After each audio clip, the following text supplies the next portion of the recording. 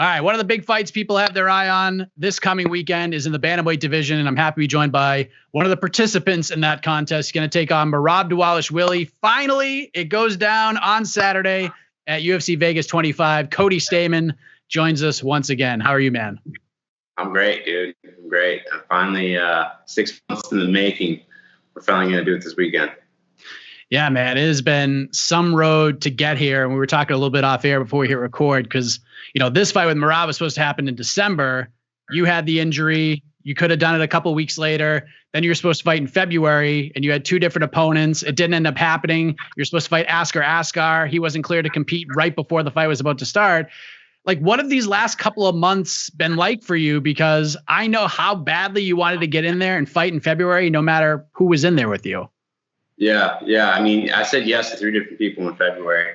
I literally told my manager, I was like, I don't care who it is. I'm saying yes. I want to fight on that date. It doesn't matter. Like, just don't even bother sending me the contract. Like, I'm going to say yes. And it's just because at that point, I'd gotten ready for a fight in December. I hurt my back. I asked for it to be pushed back 2 weeks, like you said. And it wasn't a possibility. And then Merab doesn't fight either. It's like, well, in hindsight, maybe we should have pushed it back 2 weeks. We could have fought then. And then, so I did one training camp and then I did another training camp and then nothing happens.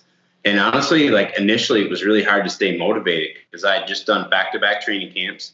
And they asked me to fight the same guy again. I'm like, I don't want to do this. Like, give me somebody else. Like, I need some variety. I've been eating the same dish for 4 months. I want to fight somebody else.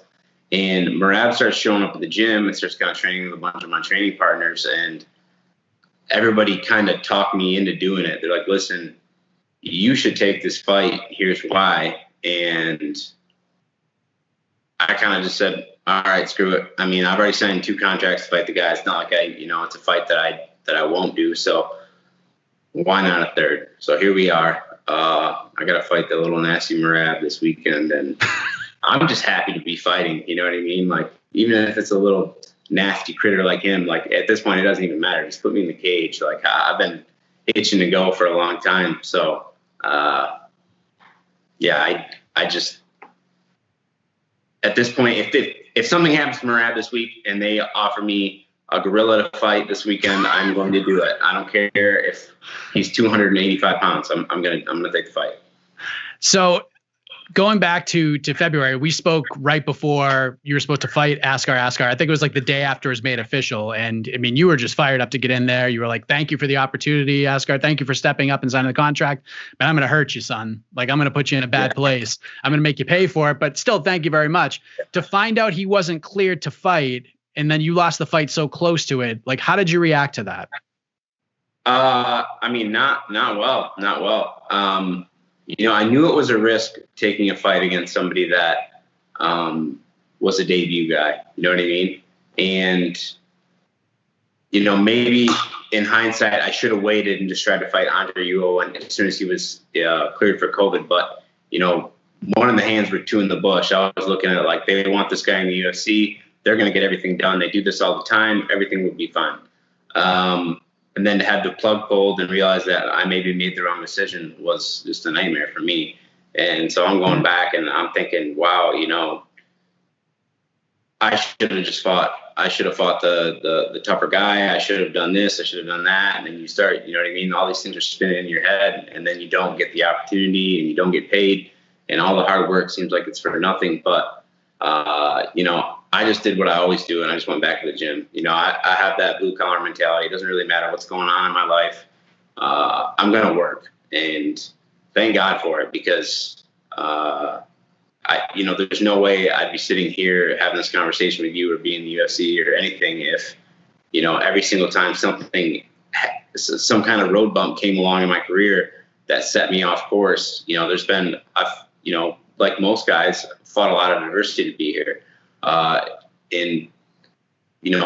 battled numerous injuries. This isn't the first time I've had opponents switch up last minute. This isn't anything new to me. And the only thing I really know to be true is that, when all these crazy things are happening, I just got to go back to the gym and work. And, you know, if I just continue to do that, you know, I can see everything that I've manifested, all the goals that I have as an athlete, coming to fruition. And, you know, this is no different. You know, I've had, you know, 2020 was a really tough year for me, you know, losing a fight, losing a family member.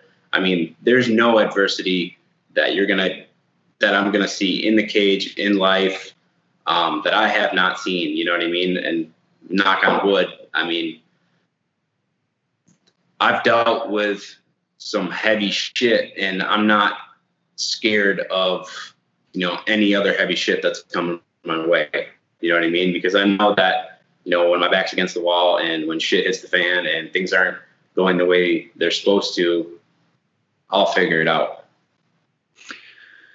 When we last spoke, you talked about how taking the fight with Jimmy Rivera was a mistake in hindsight. Like you regretted that decision. You felt like you've made a lot of good ones along the way, but this one was, even though the opportunity was a good one, you felt like just kind of jumping in there wasn't a good idea. And then you talked about, you know, losing a family member and all that stuff. As awful as those things are, do you think sort of dealing with those things in 2020 helped you kind of cope with losing the Askar Askar fight, like in a better way? Like you said, you're a blue collar guy, you got right back in there, but you dealt with those things. You questioned yourself enough in 2020 to have that happen. Did you just treat it as just like just another small bump in the road to get where you need to go? Yeah. I mean, I think I absolutely hit rock bottom after the Jimmy Rivera fight. Not only, you know, was I dealing with a ton of personal stuff, and then I went out and competed like an asshole, and like I was in a bad place. And, you know, the thing about, there's two things that happen when you kind of drop the ball and you're sitting in that position. One, you curl up in a ball, and a lot of people, I mean, people that I know that are strong people, that are good people, you know, something happens in their life and they never really, there's always like this looming darkness around them. And I was just refused to be one of those people. I wasn't going to be one of the people that, you know, let life beat me down. And honestly, I just came back and kind of like bulletproof my mind and got to a point where, you know, I would maybe sit and feel sorry for myself for a day, a few hours, and then I was right back to work. And, you know, you're absolutely right. All the bad things that happened kind of formulated me into the man I am today. And they're the reason, you know, I'll be successful in the future. You know, I guess I didn't know really how much I had to give until I lost everything. And then everything changed. My mindset changed. You know what I mean? Like, it's not really like I see everything as an opportunity now.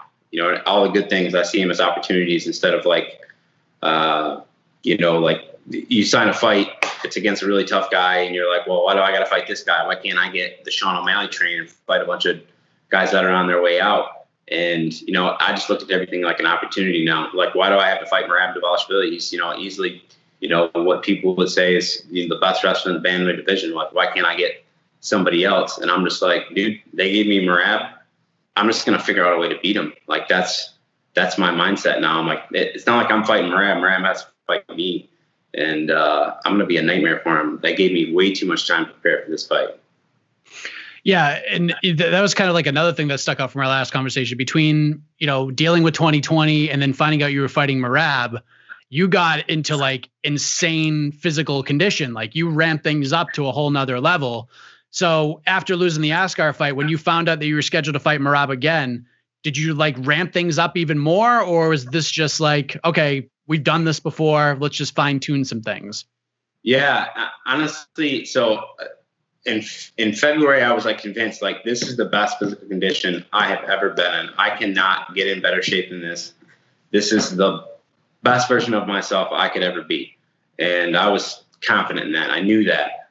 And, you know, I do a ton of stuff with PI, and they track all your heart rate, you know, what your heart rate is when you're doing this. And so I have like all this data, and I know exactly, like, I know for a fact that this is the best shape I've ever been in, you know, in comparison to other fights.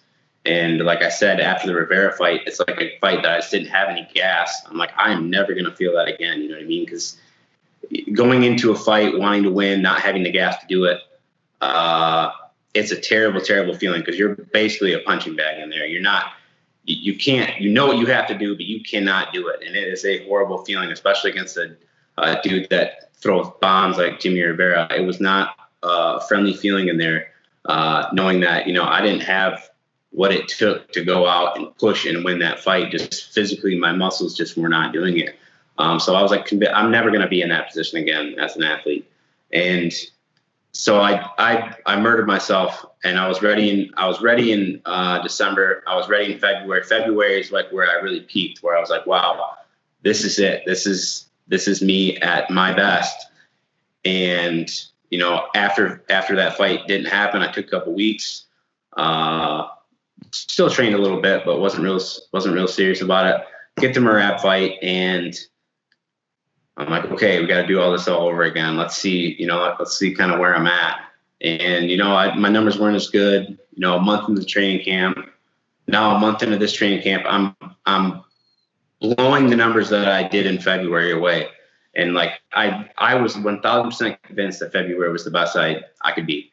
And the fact that, I went up from there, having a little bit of rest and, jumping back into a training camp, like I've surprised myself. I mean, I'm running sub 5-minute miles. Like I've never ran under a 6-minute mile. I'm not a runner. I'm not made to run. Like I got short, stubby legs. Like I'm not made to do an endurance competition. But right now, I mean, I could literally, jump on a track and race maybe against high schoolers that run the mile, but I mean, not against like collegiate level athletes. But I mean, I'm in crazy good shape for, my body type and what I normally bring to the table. And it makes me wonder, it's like, dude, why have you not been doing this? Why have you not been given this your entire career? And what's the upside?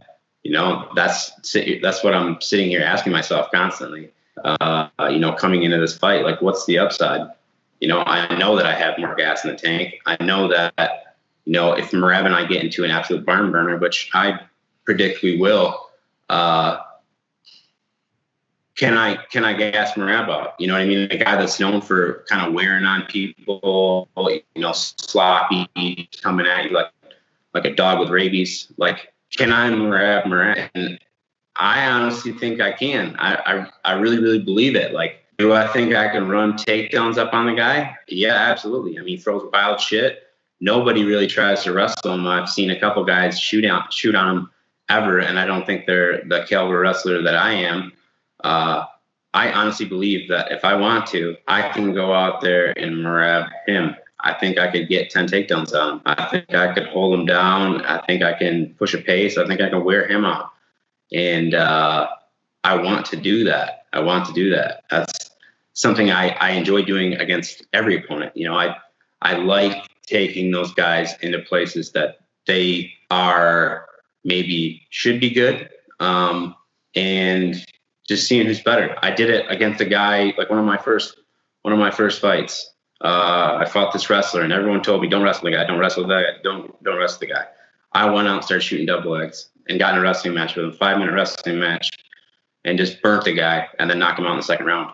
So I'm gonna go out and I'm gonna wrestle Merab, and I'm gonna see what he has. And after that, I'm gonna put the dude away.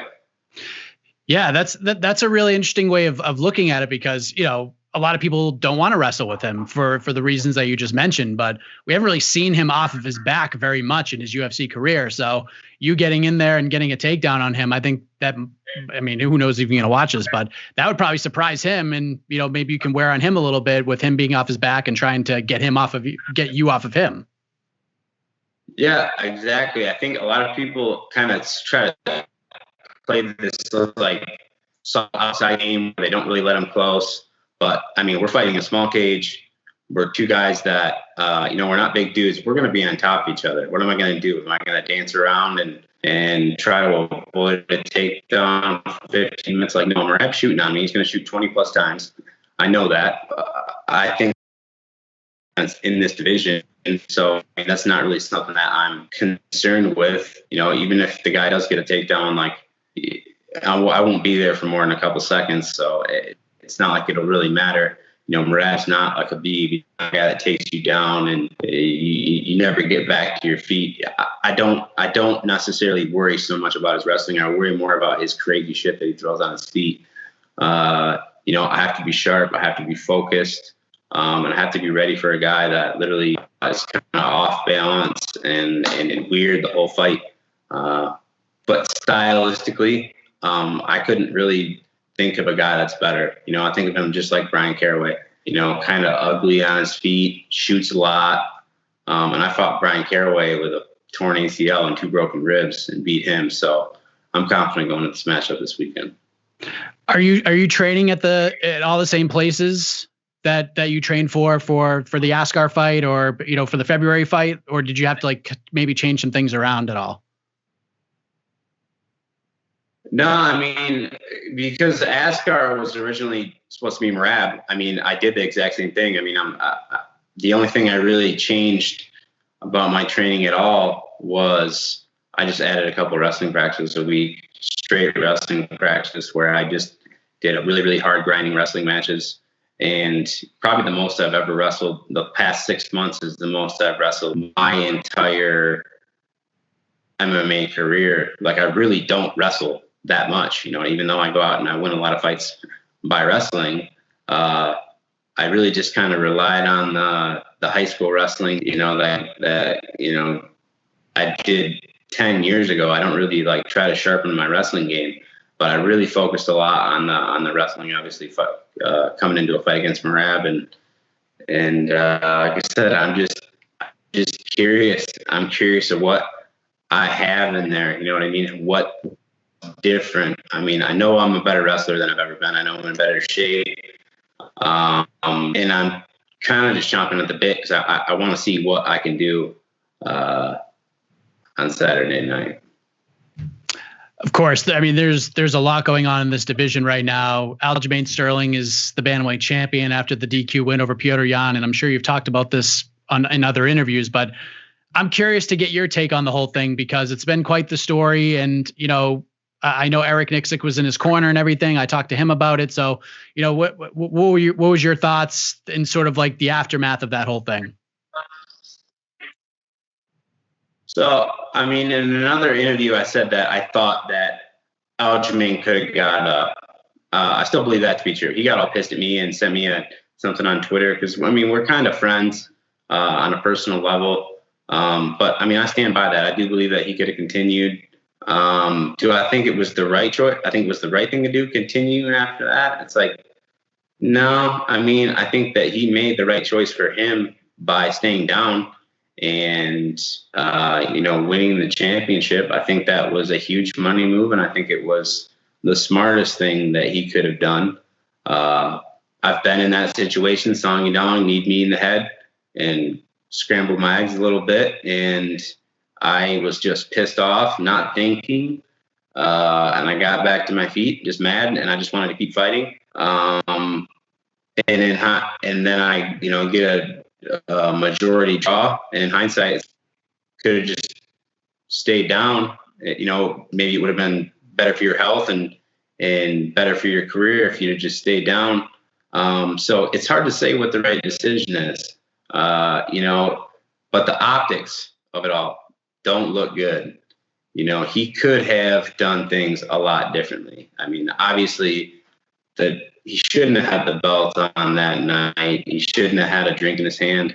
They shouldn't have been celebrating. And if they did, it should have never made it to the internet. I mean, the optics look bad. And that's on the people that are around him, the people that are close to him, posting shit like that. And I think more than I care about Aljamain's decision, to get up, to get down, doesn't directly affect me right now, so I don't really care. But maybe he should look at his friend circle and look at you know what I mean, the clout chasers and the people that he's got around him, and start questioning that, because I mean, people really did make him look bad. And I don't know if it's him or who's telling him to do the stuff that he's doing now, but I mean, it just doesn't look good. I like the guy on a personal level, like I said, but I think he's making some big mistakes, representing himself right now. That rematch will be massive when it happens. I know he's recovering from some surgery right now. He thinks he'll be back in October, and that would be cool if that did happen. I'm really excited for that. And on top of that, we got some big main events in the division coming up this month. Dillashaw versus Sandhagen's next weekend. Font versus Garbrandt a couple weeks after that. A lot going on right now. So in your eyes, how important is it for you to sort of set the tone ahead of these big fights and sort of put yourself in these conversations with some of these guys at the top? Yeah, I mean, that's, something that I've always kind of seen myself being one of those guys, being one of the top guys in the bantamweight division. Regardless of where anyone else sees me, I do believe that there's only a few people on the planet that can beat me in MMA at this point in my career. And I think that number gets smaller and smaller every day that I'm in the gym working hard. So it's interesting that the fights that are happening, I think Sandhagen Dillashaw fight is the fight that I'm most excited to watch. Because I really want Sandhagen to knock TJ Dillashaw out. I want TJ Dillashaw out of the equation.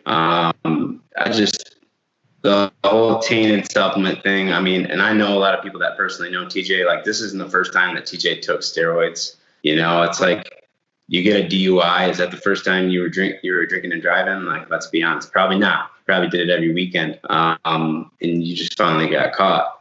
It's funny that, regardless of all that stuff, there's so many people that are still like on the TJ Dillashaw bandwagon. It's like we don't even put that much weight into what EPO and what HGH and all the things I know TJ does into account. Like, the guy's recovering faster, he's got more of a gas tank, he's winning all these big fights in the 5th round because like, he's doped to the bone. And I'm sure that he's still going to find a way to cheat. I just don't think that he knows anything else. And he knows that USADA didn't catch him last time. So why would he change? He knows that it's an athletic commission that caught him, and it was a rare thing. TJ's coach is in contact with USADA all the time to know what the tests are, to know what's going on. Why would he need to know that? The only reason he would need to know that is because he's trying to beat the test. And I don't think TJ just deserves any of the clout that he's getting, because it would be really easy for me to at this point be like, hey, well, TJ didn't get in a lot of trouble. Maybe I should do EPO. Maybe I should get on HGH, and I should be, like, the same, the same, because I know that it's going to be really hard for him to catch me. I should try to cheat. But at the end of the day, you got to look yourself in the mirror and be like, did I get this? Do I have all these things because of my hard work and my dedication, or do I have all these things because I found a shortcut and a loophole in the system? And I'd like to walk away from the sport with some integrity, or whatever you can have as an athlete in the MMA community. And I'd like to know that I did it the right way. And I don't think he ever can. And I wish more people scolded him for it and didn't give a shit to watch him fight. So you'll be on Team Sandhagen on May 8th. I'm on Team Sandhagen. Honestly, Cory Sandhagen is the dude in the bantamweight division that scares the absolute shit out of me. If there's one guy that, like, when the contract comes across the table, if it says Cory Sandhagen, I'm going to shit my pants. But anybody else, I'd be like, okay, let's do it. Cory Sandhagen, I'd be like, give me a couple of days. I need to think about it. Because, that guy's scary. He really is scary. In my eyes, he's the scariest dude in the division. I think he could easily be the champ. I think he could easily be the best guy in the world. And, nobody in this division scares me like Cory Sandhagen does. That's a good fight. Yeah, Font and Garbrandt. I know you and Font aren't the best of friends, so that'll be interesting as well. I assume you watched UFC 261 on Saturday? I'm on Team Garbrandt. What's that? Yeah, I watched the fights. And I got a lot of comments from fans and stuff, and they were like, man, did you see that? That was crazy. His leg just snapped. And first it was like, man, you got to throw that calf kick more. And then it was like, oh my God, be careful throwing leg kicks. And I'm like, dude, this is MMA. This shit ain't new. Like, this stuff's been happening. And it's a crazy sport. And I think it takes someone like absolutely snapping their leg for people to realize like absolutely how dangerous it is, what we're doing. And then you go to the title fights and you got Rose. I thought Rose would win. I really, really believe that she was better than Wang Li. And I think, she is the best girl in the world, and I'm happy that she won. The one that really surprised me, though, was Usman. Like, Kamaru Usman absolutely throwing a bomb and knocking out Jorge Masvidal. I thought it was going to be more of the same. I thought it was going to be the same fight. And I think that Usman can win that fight 10 times out of 10 against Jorge Masvidal, where he's just grinding him and he goes 5 rounds and he beats him because he's just levels above Jorge Masvidal in the grappling exchanges. But the fact that he went out there and decided he didn't really want to grapple and he goes and knocks the dude out, man, hats off to Kamaru Usman. Like, that's a bad dude. And I think he deserves to be the number 1 guy pound for pound in the UFC right now, because no one's doing what he's doing. Let's be honest, that's a tough division, and he's dusting everybody. So, big Usman fan. Yeah, hard to argue with everything you just said there. Is it kind of a bummer that this card is happening a week after that? Because, I mean, you obviously heard the fans in Jacksonville. It's like a whole different experience. 13 months later, fans back in there, they're rowdy. Obviously provides a different atmosphere. You're a little bummed like this is happening a week later and you're back at the Apex with no fans?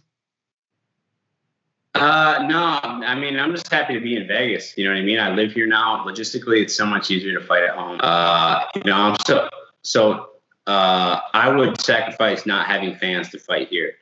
I think it's so much easier. Do I want to deal with all the bullshit COVID protocols? Like, absolutely not. Like, I would like to just stay at my house, make weight, sleep in my own bed, and then go to the venue on fight day. The quarantine, I understand why we have to do it. But listen, there's other places that are saying F you to COVID. And I can't wait till Nevada does, because I'm over this bullshit. Like, I don't want to wear a mask. I don't want to pretend like I'm going to die from a virus that I've literally seen 100 of my friends survive, in 48 hours. I mean, I'm over COVID. I don't believe it is as bad as they say. I mean, people die of the flu, people die in car accidents. I could literally drop dead from a aneurysm, right now. Like, let's not live in fear. Let's just move on. And then, regardless, you'll be in the octagon with Merab Dvalishvili on Saturday. The time has finally come. You're prepared to go out there and make a statement, send a message to everybody, 135, maybe a message to the odds makers that have you as a 2-1 underdog in this fight, Cody. How do we send that message on Saturday night? How do we get this thing done? I got to beat the dog shit out of them. I really do. This isn't the first time I've been an underdog, though. This is kind of a reoccurring theme in my career. And not really sure what it is. I'm not really sure what it is. I mean, I've been an underdog in all but 2 of my UFC fights, I think. So, I mean, the underdog thing isn't really something that is foreign to me. I guess a lot of my friends have made a lot of money betting on me. So I guess they can keep making me an underdog. Shit, I'll bet on myself. If that's legal to do, I'll put whatever amount of money on myself winning this fight. If I can double my money, I'll put my fight purse on it. I mean, that's how confident I am going into this fight this weekend. So, Merab's a good dude. The Georgian fans suck. And I can't wait to just put an end to all this shit. I want to knock Merab out, and then I want to start looking at the bigger names in the bantamweight division. Yeah, so if you want to know what Cody's talking about, go on his Instagram and he sort of explained that. But Merab, kind of told him to calm down a little bit, which I thought was okay. He's a nice guy. He's a nice guy, and but man, these guys are just making it real personal and making it real nasty. And it's like, if I wasn't motivated to train for him after I read those messages, I was like, I'm gonna murder everyone. Like, I was absolutely insane. So I think it had kind of a wrong effect. I think they would have been better off just leaving me the hell alone, because now I'm very motivated and I've been sitting on the shelf for too long. I'm ready to kill somebody. He's got the locker room material now. Well, sir, it has been a crazy year for you. I know you've been waiting to get 2021 started as soon as possible, and it finally does on Saturday at the Apex. So, Cody, appreciate the time as always. Really looking forward to this fight on Saturday, and all the best to you, my friend. Thank you, man.